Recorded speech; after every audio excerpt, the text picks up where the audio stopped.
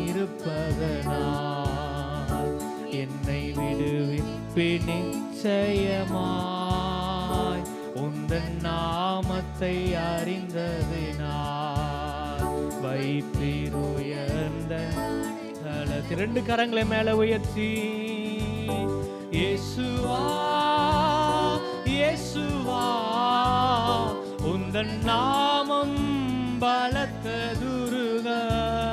இயேசுவா இயேசுவா உந்தன் நாமம் பலத்த துருக.